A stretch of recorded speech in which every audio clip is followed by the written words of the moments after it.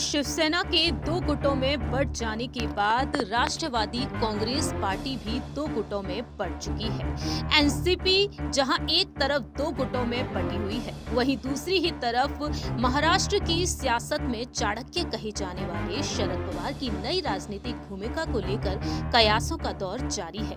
कुछ दिनों पहले ही एनडीए में शामिल हुए अजीत पवार, जो आज मुख्यमंत्री हैं महाराष्ट्र की सरकार में, अजीत पवार के साथ शरद पवार की एक सीक्रेट मीटिंग हुई, जिसके बाद से कयास यही जारी है कि अजीत पवार ने शरद पवार को दो ऑफर दिए हैं और इन प्रस्तावों को ठुकराते हुए नजर आ रहे हैं शरद पवार। अटकलें ये तेज हैं कि वह बीजेपी के साथ जा सकते हैं, लेकिन 82 वर्षीय शरद पवार इन अटकलों को सिरे से खारिज करते हुए अब एनसीपी को एक बार फिर से उस मुकाम पर पहुंचाने के लिए एक नई मुहिम पर निकल पड़े हैं। जहां एक तरफ अब एनसीपी जो दो गुटों में बटी हुई है, ये मामला अब पार्टी के नाम और चुनाव चिन्ह को लेकर चुनाव आयोग तक पहुंच चुका है, लेकिन दूसरी ही तरफ शरद पवार एक नई यहाँ पर देखा जाए एक नई रणनीति बनाते हुए देखे जा रहे हैं। अब वह दांव लगाते हुए नजर आएंगे अजीत पवार की जगह अपने करीबी रिश्तेदार, अपने पोते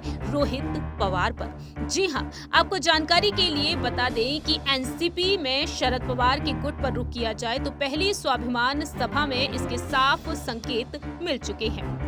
एनसीपी संस्थापक शरद पवार की बीट में स्वाभिमान सभा में रोहित पवार ही छाए हुए नजर आए।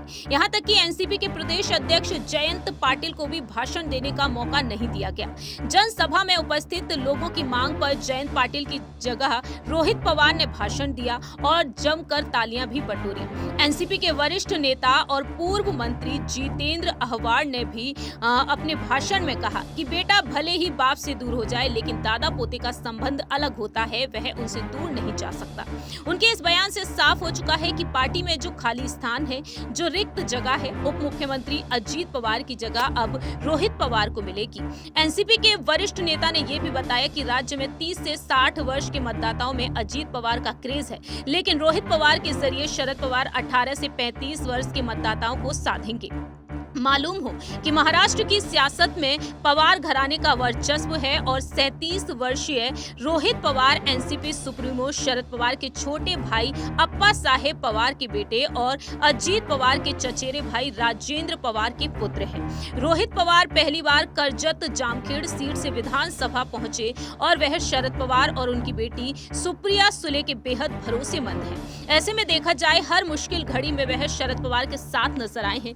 जब अजीत पवार बगावत कर बैठे, उस वक्त भी रोहित पवार शरद पवार के साथ खड़े रहे। अब देखना यही दिलचस्प होगा कि आखिरकार रोहित पवार को क्या कुछ अहम जिम्मेदारियां आने वाले वक्त में मिलती हुई नजर आएंगी और कौन सा बड़ा पद उन्हें एनसीपी में रहकर मिलेगा, क्योंकि 2024 में महाराष्ट्र में विधानसभा चुनाव होंगे और 24 में ही लोकसभा चुनाव है। इस खास रिपोर्ट में इतना ही। बाकी की तमाम अपडेट्स के लिए देखते रहिए नेक्स्ट 9 न्यूज।